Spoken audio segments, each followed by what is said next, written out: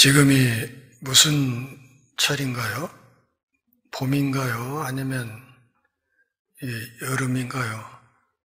길거리 나가보면 나이 드신 분들은 겨울 옷을 입고 계시고, 또 어떤 분들은 봄옷을, 또 어떤 젊은이들은 아예 그냥 홀랑 벗고 나오는 그런 계절이어서 옷차림으로는 시절을 재기가 참 어렵습니다. 이쪽으로 우리 교회당이 옮겨지고 이사와서 20년이 좀 넘었습니다. 정에서 뜰에 있는 매화 꽃이 피면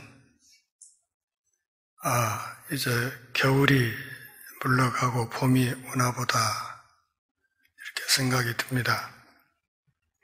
이어서 개나리가 피고, 또 요 앞 카페 옆에 있는 목련나무의 꽃이 하얗게 벌고, 또 중앙아파트 모서리에 있는 산수유에 노란 꽃이 피고, 또 우리 교회당 뒤쪽에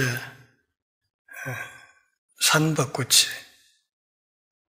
흰색으로 또 연한 핑크색으로 활짝 피어나면 이제 정말로 봄이 무르익었구나 이런 생각이 들고,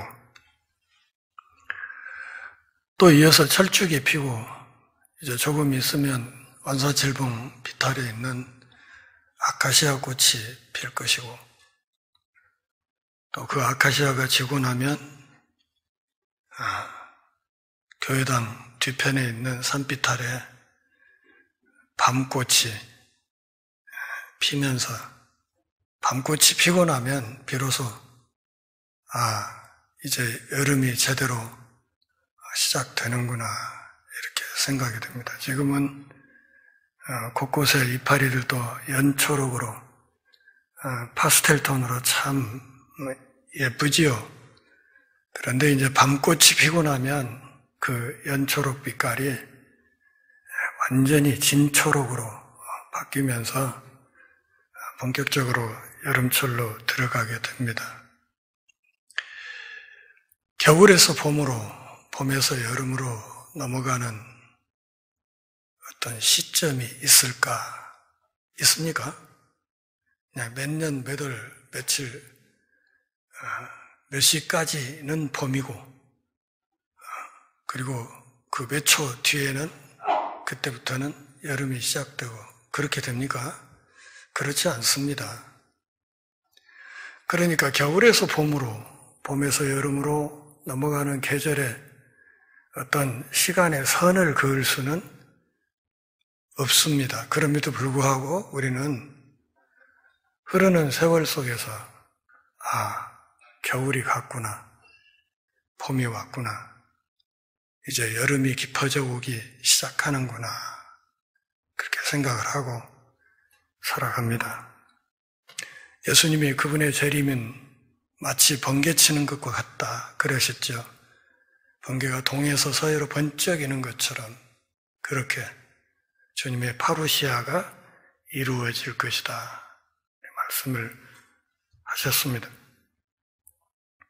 오늘 본문이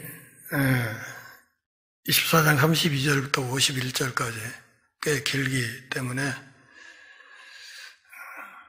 속으로 은근히 걱정되실 수도 있습니다. 오늘 점심 일찍 먹기는 글렀다. 무화과나무의 비유를 통해서 예수님이 그분이 오시는 때가 있다. 틀림없이 예수님의 파루시아는 있다 그렇게 말씀하시고, 그럼에도 불구하고 그 날과 그 시간을 특정할 수는 없다. 그렇다면 그 말세를 사는 하나님의 백성들은 어떻게 살아야 되나? 항시 깨어 있어야 된다. 그러면 깨어 있는다는 것은 무엇인가? 그것은 슬기롭고 충성스러운 종의 삶을 살아내는 것이다. 설교 끝났습니다. 기도하고 마칠까요? 오늘 말씀의 큰 흐름은 그렇게 됩니다. 그걸 머릿속에 두고 말씀을 좀 살펴보시기 바랍니다. 하다가 시간 되면 중간에 끝내겠습니다. 이미 결론은 다 됐으니까요. 32절 같이 읽으실까요? 무화과나무의 비유를 배우라. 그 가지가 은하여지고 잎사귀를 내면 여름이 가까운 줄을 안다. 이 무화과나무의 비유에 관한 이 말씀은 공관복음서, 그러니까 마태, 마가, 누가복음서에 모두 다 기록이 되어 있습니다. 그만큼 중요한 말씀이라는 이야기죠. 무화과나무는 잎보다 꽃이 먼저 핍니다. 개나리가 그렇죠?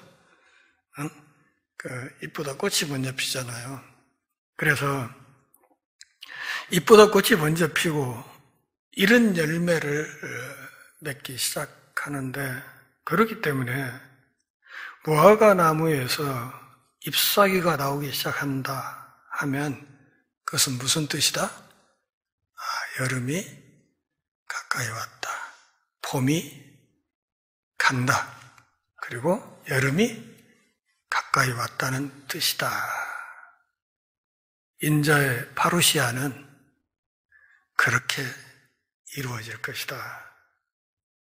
이 말씀은 무슨 뜻인가 하면, 여름이 가까이 왔다는 것은 곧 봄이 끝난다는 뜻이기 때문에, 봄이 상징하는 게 뭐예요? 인류 역사죠. 인류 역사의 끝이 있다. 그리고 예수님의 파루시아가 있다.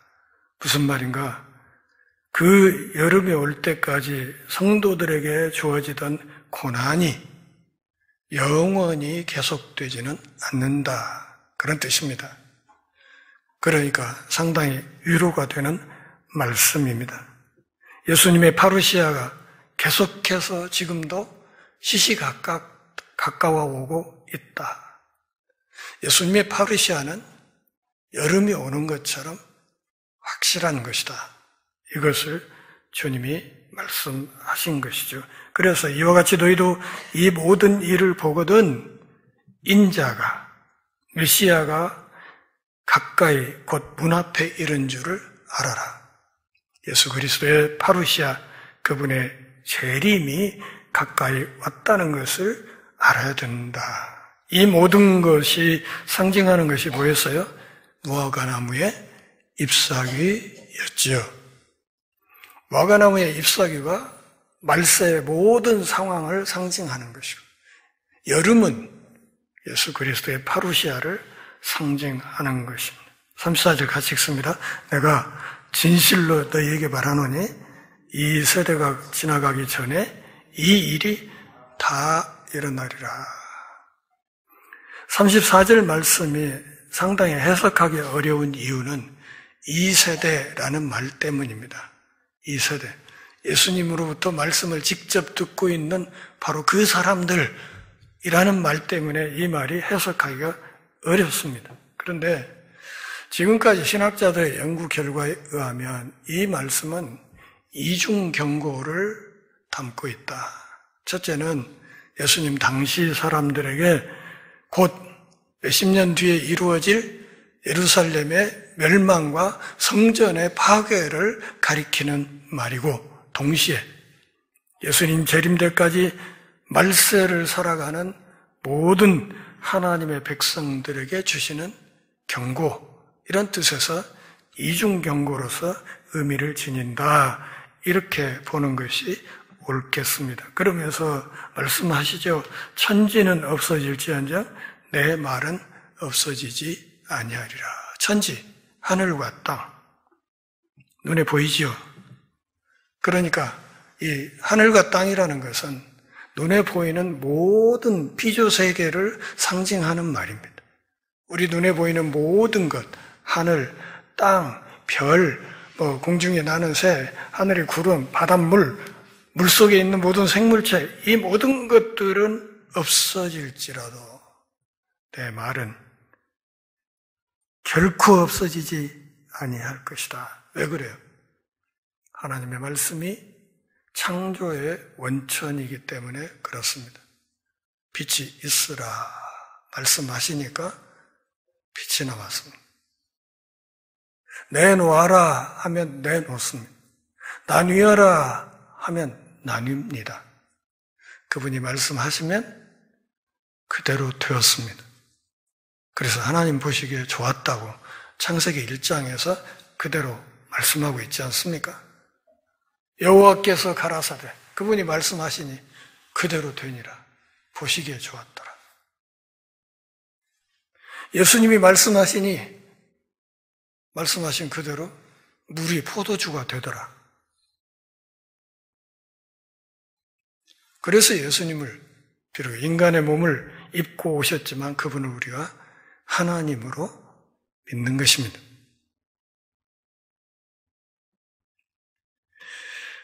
전지는 그러니까 말씀의 결과물이라면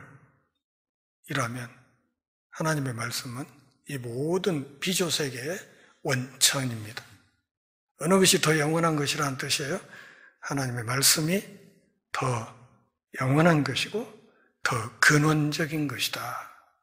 그러니 예수님이 하시는 그분의 파루시아에 관한 이 말씀들을 어쩌라? 믿으라는 거예요. 내가 말하는 그대로 이루어진다는 사실을 확고하게 믿으라. 내가 지금 말하고 있는 이 종말 예언이 확실하게 성취될 것이므로 내가 하는 나의 말을 명확하게 믿고 있어라. 그 종말이 지금도 오고 있다. 하지만 피조물인 너희들은 36절 같이 읽어요. 그러나 그 날과 그 때는 아무도 모르나니 하늘의 천사들도 아들도 모르고 오직 아버지만 아시느니라. 아들도 모르고 이 말 때문에 기독교 역사에서 그리스도의 신성을 부인하는 아리우스파 이단이 나오기도 했습니다. 여봐라, 나사렛 예수가 신이 아니다. 모른다고 하지 않냐. 난 모른다고 하지 않냐 말이야. 그 종말의 때를 모른다고 하지 않냐. 그러니까 이 나사렛 예수는 신이 아니다. 이런 주장을 했던 이단이 있었습니다. 그런데 예수님은 지금 이 말씀을 하고 있을 당시에 어떤 상태에 있습니까? 인간의 몸을 입고 온전한 인간의 상태에 잠시 머물러 있는 상태이기 때문에 이 땅에서 공생의 사역을 감당하는 동안 성부 하나님의 뜻에 자발적으로 복종하겠다 하는 의지를 드러낸 말씀임과 동시에 일종의 과장법이죠. 그러니까 그 날과 그 때를 아무도 모른다는 것을 강조하기 위한 과장법으로 나도 몰라 이런 말씀이에요. 근데 이걸 가지고 나사렛 예수가 모르는 것이 있다고 했잖아. 그러니까 신은 아니고 이 사람도 피조물이야. 이런 이단이 나오기도 했다. 그 말이에요. 그날과 그때를 아무도 모른다는 것을 강조하기 위한 그분의 과장법이었다 하는 것을 알아야 됩니다. 아무도 모른다고 했어요. 근데 그 때를 안다고 한 사람들이 있었죠. 1992년 10월 28일 이장님 일파에 다가올 미래를 대비해라. 다미선교회 기억나십니까? 벌써 기억이 흐려졌죠. 그때 학교 때려치고 직장 때려치고 해서 흰 옷 입고 옷에 날개 달아갖고 휴거 준비하고 했던 사람들 쫄딱만한 사람 많습니다. 왜? 예수님이 그날과 그때는 아무도 모른다고 했는데 안다고 나대다가 끝난 거예요. 아무도 모른다. 그것은 전적으로 성부 하나님의 판단과 결정에 따른다. 그렇게 말씀을 하셨습니다. 예수님의 말씀은 중요한 것이 때가 아니라 무엇이다? 그 때를 기다리면서 깨어있는 것이다. 깨어있는 상태가 중요하다. 그 다미선교에 빠졌던 사람들이 이 말씀도 깨어있으라는 말씀도 문자적으로 해석해가지고 잠을 안 잤어요. 깨어 있어야 된다고 밤에 잠을 안 자고 차례 집회를 해요. 그리고 낮에는 퍼자고. 깨어 있으라고 했으면 계속 앉아야 될 거 아니에요. 근데 낮에는 자. 밤에는 깨어 있어야 된다고 오두방정을 들고 그랬죠. 그러면서 노아의 때와 같이 인자의 파루시아도 그러할 것이다. 노아의 때 홍수가 오래 기다렸지만 홍수가 터진 그 순간은 갑자기 왔죠. 그런 것처럼 노아 홍수처럼 예수님의 파루시아도 그러할 것이다. 생각지 않은 때 인자의 파루시아가 이루어질 것이다. 설마가 사람 잡는단 말이 있어요? 그죠? 에이, 설마. 제가 농담처럼 자주 말씀드리지만 비 오는 수요일 밤 권투 세계 타이틀전 중계방송 있을 때 예수님 재림하실지 모릅니다. 에이, 설마 지금 이럴 때 설마가 사람 잡는다 그 말이죠. 홍수 전에 노아가 방주에 들어가던 날까지 몇 년 동안? 120년 동안. 120년 동안 홍수가 별로 없던 시절에 홍수 진다고 산꼭대기에 배를 지어요. 산꼭대기에 배를 만들어 사람들이 노아를 뭐라고? 저 미쳤다고 그랬어요. 저 미쳤다 저거. 저 미친놈이다. 미친 영감이다 저거. 응? 보험 비. 더더군다나 배를 무슨 산꼭대기에 지어야? 그런 멸시와 조롱을 견디면서 120년간 노아 영감이 방주를 만들었습니다. 그날까지 사람들이 먹고 마시고 장가들고 시집가고 하나님의 경고를 무시하고 세속적인 관심에 몰두하는 죄의 역사가 지속되고 있었다. 그런데 그 역사가 끝나는 순간이 있었지 않나? 예수님의 말씀은 그런 거예요. 끝난 순간이 있지 않았나? 홍수가 나서 그들을 다 멸하기까지 아무것도 깨닫지 못하였으니 인자의 임함도 이와 같으리라. 노아의 홍수가 느닷없이 터졌듯이 인자의 파루시아도 그렇게 느닷없이 이루어질 것이다. 120년간 산꼭대기에 배를 지으면서 노아가 배 짓는 행위 설교로 사람들에게 구원을 준비하라고 이야기를 했음에도 불구하고 그 말에 귀를 기울이는 사람들이 없었어요. 노아의 가족 몇 명? 8명만 결국은 구원을 받았습니다. 제가 우리 교회 개척하고 처음에 한 10년 남짓한 세월 동안 함께 뛸 동역자들이 없어갖고 굉장히 힘들고 고민이 많았던 시절이 있었어요. 그때는 뭐 제가 함께 뛸 교역자도 없으니까 그냥 1인 7, 8역을 혼자 다 했죠. 마치 몽고간장 장수처럼 그냥 혼자 북치고 장구치고 꽹가리치고 혼자 다 했어요. 주보 편집부터 해가지고 찬양 인도, 중고등부, 유초등부, 뭐 작년부 할 거 없이 그렇게 뛰었어요.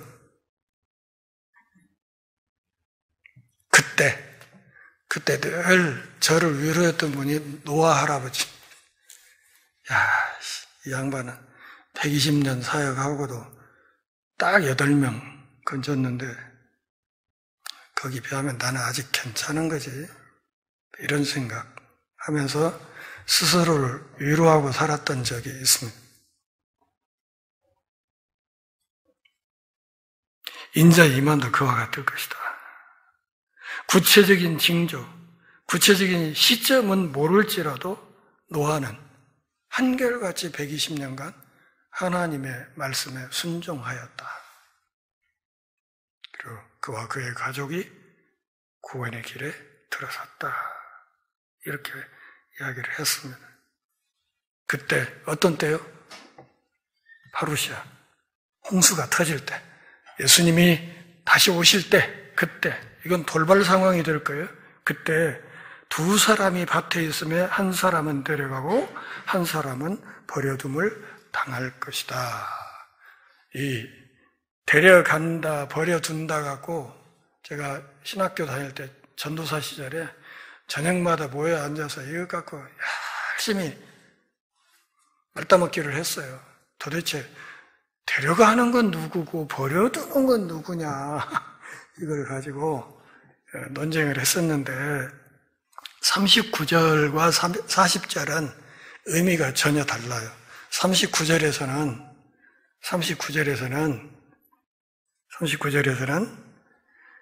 데려가는 사람들이 누구예요? 응? 39절에 노아 홍수 때는 데려가는 사람들이 누구예요? 홍수에 쓸려간 사람들이에요. 그리고 남겨진 사람들이 누구예요? 방주 안에 남아있던 노아의 가족들이에요. 근데 40절은 정반대예요. 데려가는 사람들이 누구예요? 예수님의 재림 때 신랑을 만나러 가는, 그래서 구원의 은총 안에 들어가게 되는 사람들을 가리키고, 버려둔다 하는 말은 심판 때 홍수에 쓸려 나간 사람들 같은 그런 사람들을 가리키는 거예요. 중요한 것은 누가 데려갔냐, 누가 남았냐 이게 아니고, 본문에서 예수님이 말씀하려는 핵심 의미는 뭐예요? 나뉜다. 지금은 함께 살지만, 지금은 한데 모여 있지만, 데려갈 사람과 버려둘 사람이 함께 모여 있지만 갈라지는 때가 있다. 이것을 예수님이 말씀하시는 거예요. 그 갈라지는 그때 사람들이 하나님의 구원 바깥에 머물게 되는 중요한 요인이 40절에서는 밭일로, 41절에서는 맷돌질로 이야기가 됐습니다. 밭일은 뭐예요? 직장일이요. 직장일, 직장사역, 직장에 나가서 하는 일. 맷돌질은 뭐예요? 가정일, 가정사역, 집에서 밥해 먹고 하는 이런 것을 가리킵니다. 밭일 때문에, 직장일 때문에 직장일 핑계로 그분의 파루시아를 준비 못하는 사람이 있을 것이다. 또 집안일 핑계로 그분의 파루시아를 준비하지 못하는 사람들이 있을 것이다. 이렇게 말씀을 하는 거예요. 24장 3절에서 파루시아 때 어떤 징조가 있겠습니까? 이렇게 물었을 때 거기에 대한 예수님의 답이 지금 나오고 있는 거예요. 그 징조는 없다. 그때에 대한 경고도 그때 가서는 없다. 그 파루시아의 전조 형상도 사실은 없다. 그때는 노아의 홍수가 덮치는 것처럼, 본문 뒤에 있는 도둑처럼 올 것이다. 도둑같이 온다.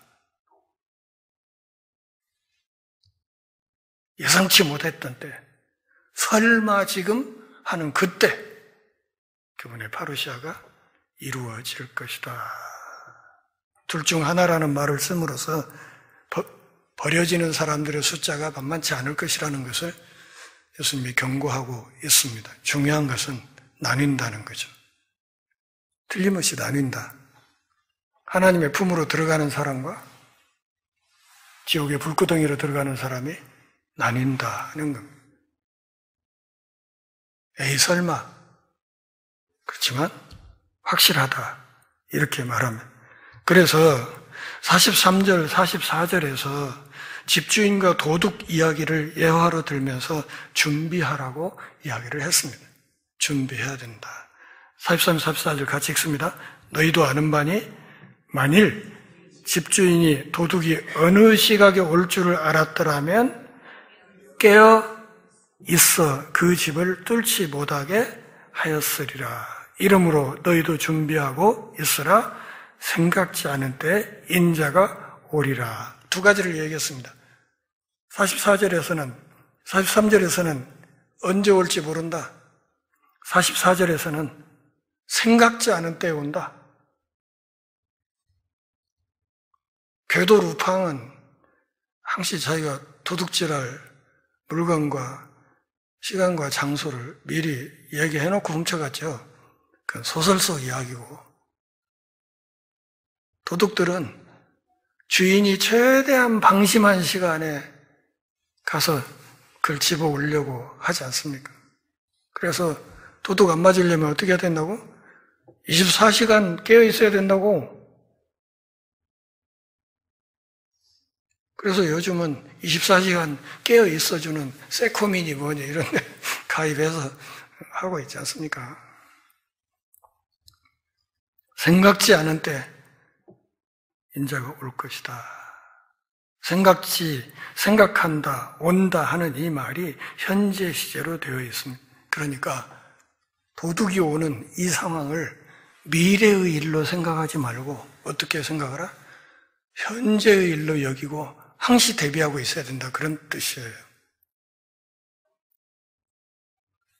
미래의 일로 생각하지 말고 오늘은 아니야. 이렇게 해서 안심탕 먹지 말고 항시 현재라고 생각하고 있어야 된다. 그러면 깨어있다는 것이 도대체 뭘 의미하는 건가? 여기에 대해서 45절부터 51절까지 그 내용을 예수님이 풀어서 설명을 하십니다. 깨어있다는 것이 어떤 의미라고? 슬기롭고 충성스러운 종의 삶을 계속 살아가는 것이다. 그게 깨어있는 거다. 밤에 잠 안 자고 낮에 퍼자는 게 아니고 깨어있다는 것은 슬기롭고 충성된 종의 삶을 계속해서 살아내는 것, 그것이라고 말씀을 하십니다. 종의 필수 덕목이 무엇이다? 충성과 슬기로움이다. 이렇게 지혜가 있어야 된다고 얘기를 해요. 지혜. 너희가 뱀처럼 지혜롭고 비둘기처럼 순결해야 된다. 이렇게 말씀하시지 않습니까? 지혜와 순결을 겸해야 된다고. 충성되고 지혜 있는 종이 되어. 종은 청지기란 뜻이죠.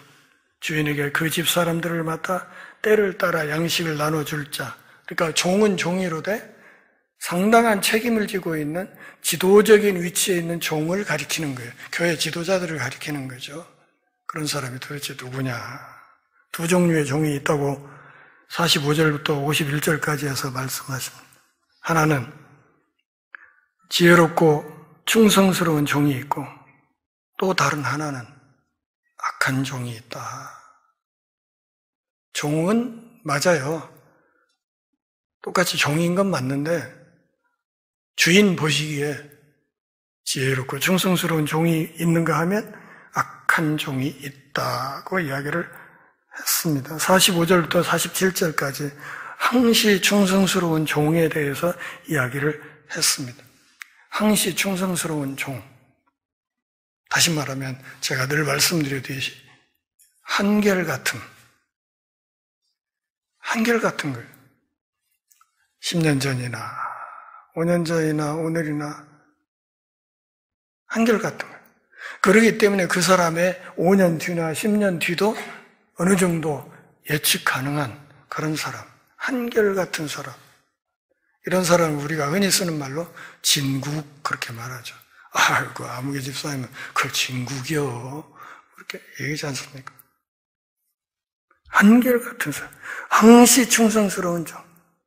깨어있다는 것은 슬기롭고 충성스러운 종의 삶을 살아간다는 거예요. 주인이 올 때 그 종이 이렇게 하는 것을 보면 그 종은 어떤 종? 복된 종이다. 주인이 그렇게 충성스럽게 지혜롭게 맡겨진 일을 잘 감당하는 걸 보면 주인이 볼 때 칭찬하시지 않겠어요? 착하고 충성된 종아, 나와 함께 다스리자. 아멘. 내가 너희에게 말한다. 주인이 그의 모든 소유를 그에게 맡길 것이다.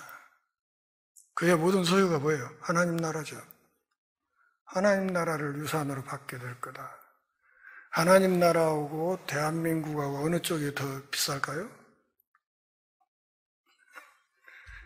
얘기할 것도 없죠. 그 나라를 유산으로 받게 될 것이다. 누가? 지혜롭고 충성된 종이. 48절 같이 읽습니다. 만일 그 악한 종이 마음에 생각하기를 주인이 더디오리라 하여. 이게 무슨 말이에요? 악한 종의 특징이 뭐예요? 시간을 계산하는 거예요. 시간. 언제 오지? 지금은 아닐 거야. 빨리 오지는 않을 거야. 시간을 계산하는 거예요. 그러면 지혜롭고 충성된 종은 어떤 사람이에요? 시간 계산 같은 거 안 해. 안 하고 언제 오실지 모르니까 그냥 항시 그렇게 한결같이 그렇게 준비하면서 살아가는, 맡겨진 일에 충성하면서.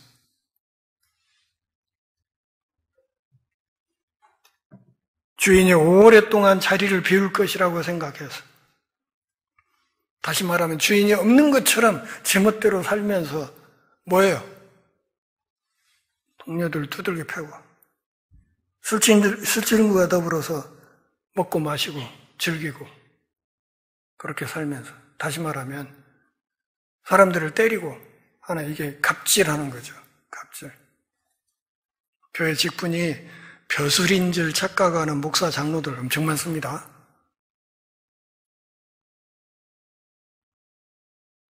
저는 그런 사람들이 싫어요. 목사가 뭐 별겁니까? 맡은 직책이 하나님의 말씀을 잘 풀어서 전하는 그 직분을 맡았을 뿐이지, 하나님 앞에 하나님의 백성이고 자녀인 건 똑같죠. 갑질이 가장 무서운 하나님 노릇이라고, 그게 근원적인 죄라고 제가 창세기에서도 여러 번 말씀을 드렸습니다. 그렇게 하게 되면 생각지 않은 날, 알지 못하는 시각에 그 종의 주인이 와서 엄히 때리고 의식하는 자가 받는 벌에 처하리니 거기서 슬피 울며 이를 갈리라. 여기가 어디예요? 지옥이고 여기가 불못이죠. 지옥을 거쳐서 최종적으로 들어가는 데가 용광로속이다, 그런 말이에요. 자, 말씀을 다시 정리하겠습니다. 그날이 오고 있다. 그런데 하나님의 말씀에 기대서 잘 보면 그날이 다가오고 있다는 것은 어렴풋이 알 수 있다는 거예요. 봄이 가고 여름이 오듯이 겨울이 가고 봄이 오는 것처럼 꽃 피는 걸 잘 들여다보면, 그 순서를 보면 계절이 변하고 있다는 것을 아는 것처럼 짐작할 수 있다. 그러나 그날과 그때는 아무도 모른다. 그분의 파르시아는 도둑처럼 이루어질 것이다. 그러므로 항시 깨어 있어야 된다. 깨어 있다는 것이 무슨 뜻인가? 슬기롭고 충성스러운 종의 삶을 성실하게 한결같이 살아가는 것이다. 그래서 그날이 오면, 여름이 오면, 진짜로 여름이 오면 충성스럽고 슬기로운 종들에게는 복된 상이 주어질 것이고, 악한 종들에게는 슬피 울고 이를 가는 저주의 밤이 시작될 것이다. 그런 뜻입니다. 종말은 언제든 올 수 있습니다.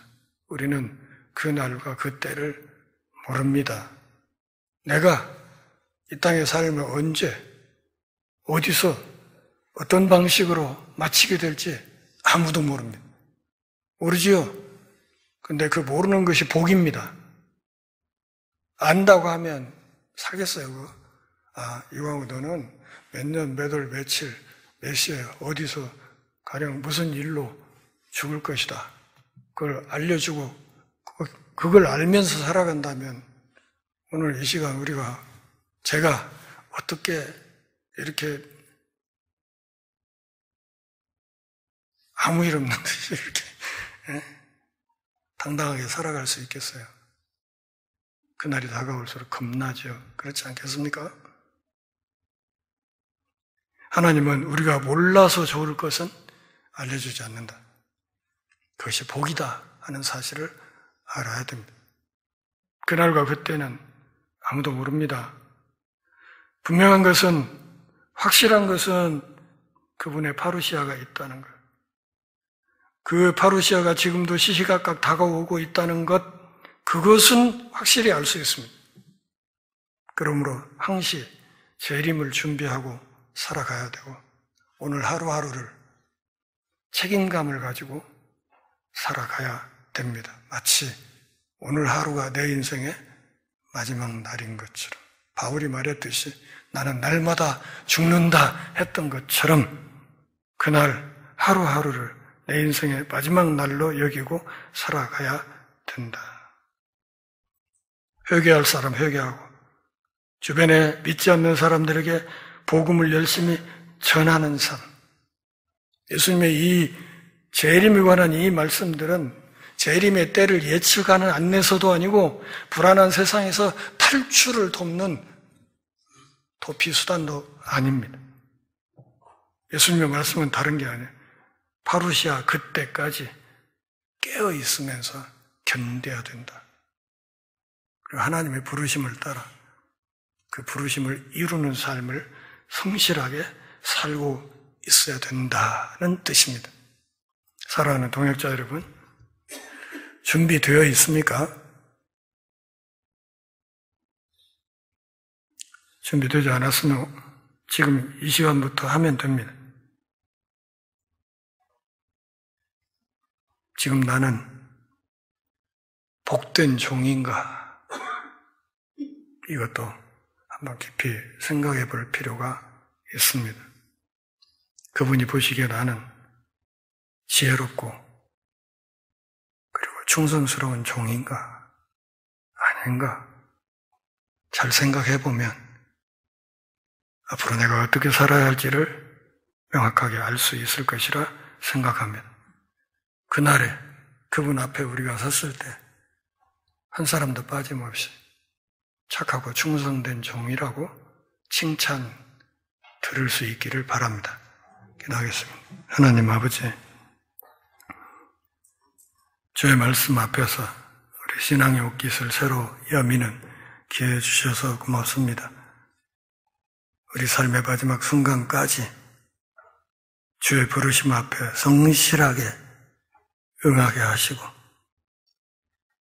하루하루의 삶 속에서 한결같은 자세로 주님을 주인으로 모시고 종으로서 슬기롭게 충성스럽게 한결같이 하나님 앞에 서 있을 수 있도록 은혜를 허락하여 주옵소서.